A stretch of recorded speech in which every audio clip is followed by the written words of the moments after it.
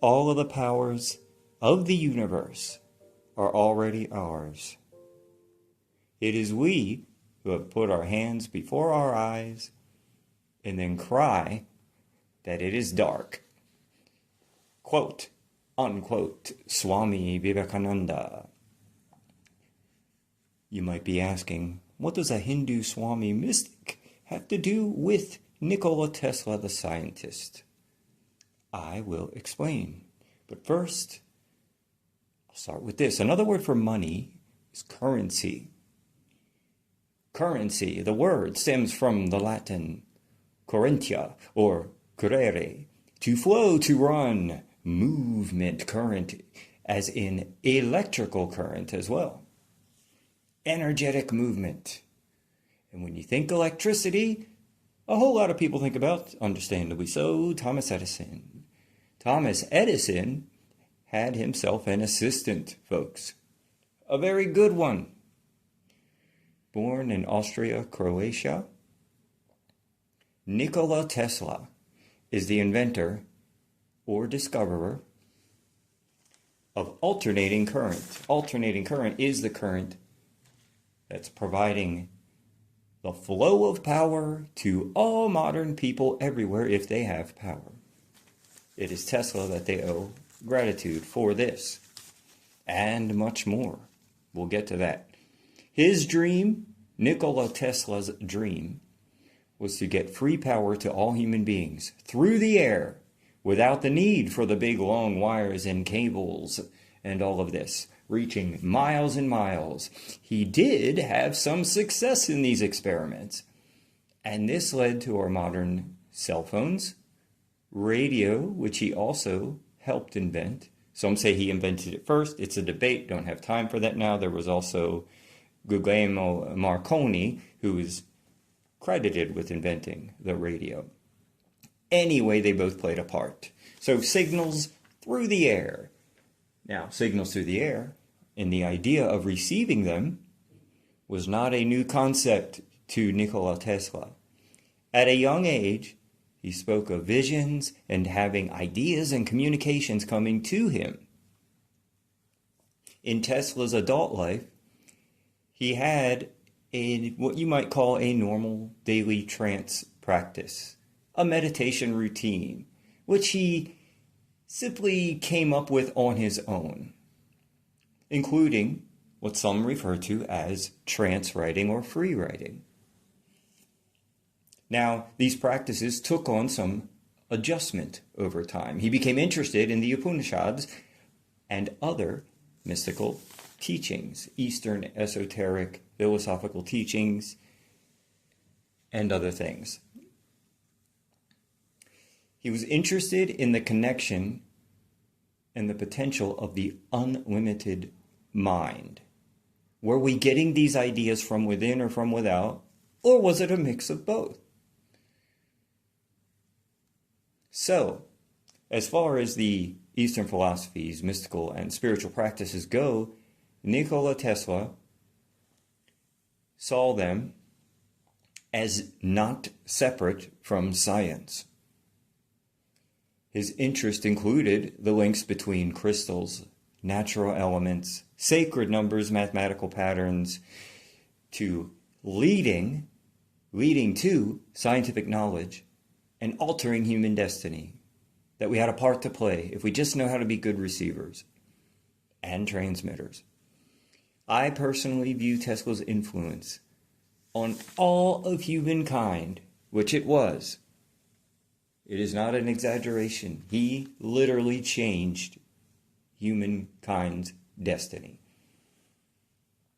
And I view this as a lesson for those who may think that the study of practical, physical, important science is separate from esoteric, mystical, alchemical, or magical thought.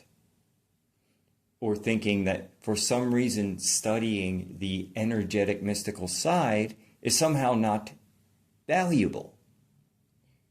But let me be crystal clear that the humans who doubt the reality of our mind's power and potential, those who think that a belief in mystical, magical, esoteric, alchemical, energetic practices is a waste of time or some sort of pointless, new age, fluffy, quote-unquote practice, are most likely sharing this opinion with you or me on a device enabled, invented, created, and facilitated by a man who did see the value in these things. In fact, not only that, Nikola Tesla, the scientist, credits his inventions to these things. His inventions came to him in a state of trance.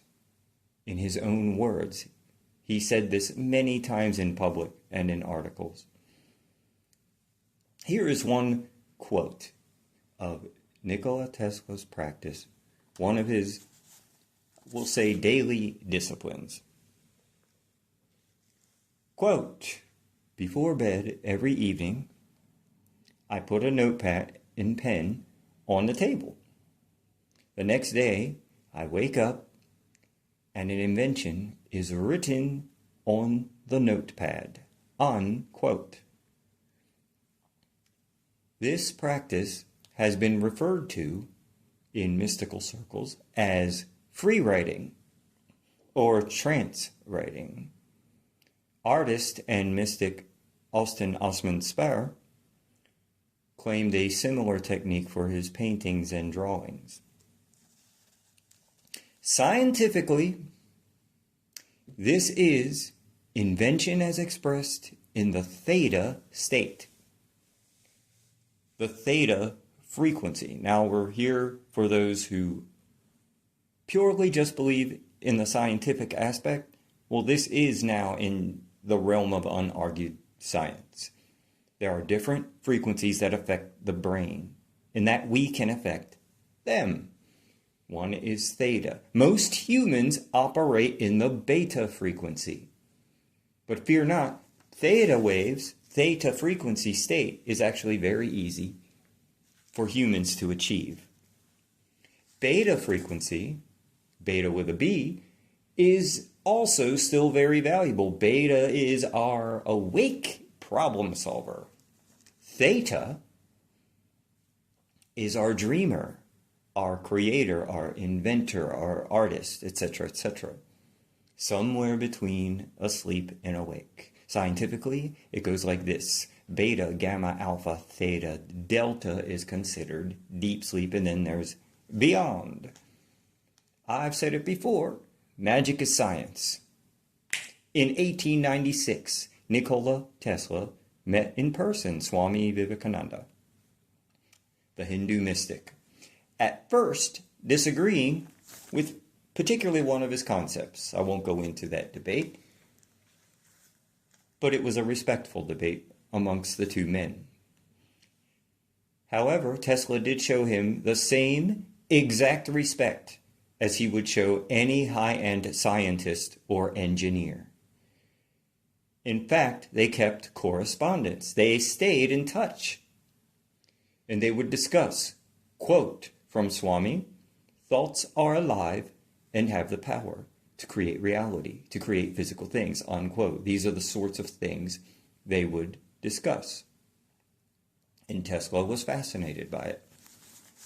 In an article titled "Man's Greatest Achievement," Nikola Tesla is quoted saying, quote, "Long ago, man recognized that all perceptible matter from a primary substance comes from a primary substance of a tenuity beyond conception, filling all space, the akasha, or luminous ether," unquote. Tesla then even began using terminology such as prana and ether and akasha in his technical drawings. So imagine a scientist using this mystical language in his scientific technical drawings. As time went on, Tesla found himself to be the unfortunate pawn in some economic trickery. So we're going from the mystical to the practical, even though they're both the same, and they both often meet. Thomas Edison promised Tesla $50,000, folks, this is in the late 1800s, $50,000 to help him improve a DC electrical device. Tesla did more than his part, improved the device, and kept promoting his AC or alternating current. Edison growing weary of his alternating current theories because why? Edison had lots of money-making patents on the DC ones. So, Nikola Tesla then left the Edison company and began to promote his AC current, and for a while wasn't having much success. What then happened was maybe one of the saddest stories ever told, or at least in the modern era, of a clash of two inventors, and one of them truly playing dirty. First, he doesn't give him the money.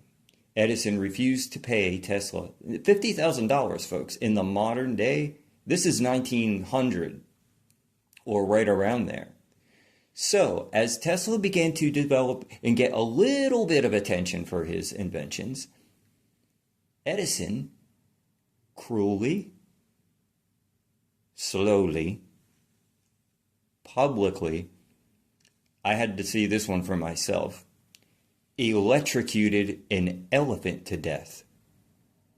Imagine how horrifying the sight of electrocuting such a large animal to death must have been to the onlookers. There were 1,500 people present. I believe it was in Coney Island. All to prove that Tesla was wrong and that he was a loose cannon and renegade and dangerous. But ladies and gentlemen, Tesla wasn't the one electrocuting elephants. Edison did some of those same tricks to dogs as well. He filmed it. The film of the elephant actually still exists. This, my friends, if you have degenerated to the point of electrocuting an elephant in public, and I don't know if you all have ever seen a large animal die before, it's quite a sight. This is one issue where I don't care if you are a avid woodsman hunter who goes out and hunts animals, or if you're a vegan hippie. I think this is one place where you can agree that slowly electrocuting an elephant to death for your own financial gain and to bash someone else's name, that is just plain wrong. I don't usually speak in absolutes, but it's awful.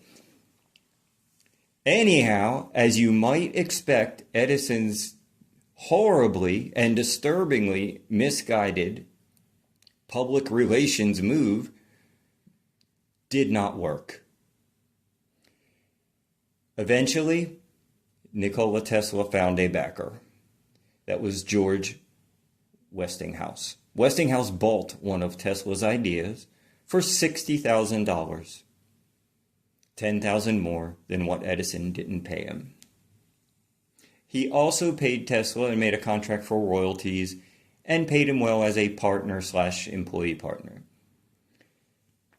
As time did pass, though, Westinghouse, George Westinghouse and his electrical company, they began to struggle. In fact, they were desperate. They were failing. George Westinghouse then approached Nikola Tesla and asked him if he could renegotiate his contract and reduce his future royalties and pay. Nikola Tesla then, feeling genuine, real compassion for his friend, Mr. Westinghouse, the one person who believed in him while others were publicly trying to disgrace his name, ripped up the contract. Ladies and gentlemen, Nikola Tesla, in that moment, in that very act, turned down, not in today's terms, but in 1907 terms, $12 million. $12 million. That, in perspective, is $300 million today. There are different types of currencies, and there are different types of currents. This current flowed in a way to help a friend who was one of the only people who believed in him. Don't underestimate that current as well. Because you see, he turned down that $12 million because he wasn't all about the money. Mr. Tesla was not all about the money. He genuinely wanted to help.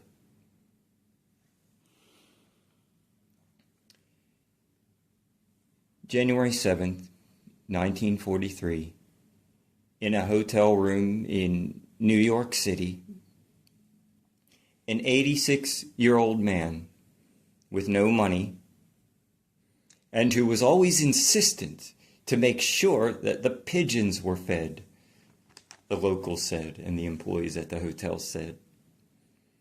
This man, who as a young boy used to stare at storms and daydream, especially if there was lightning, he quietly died.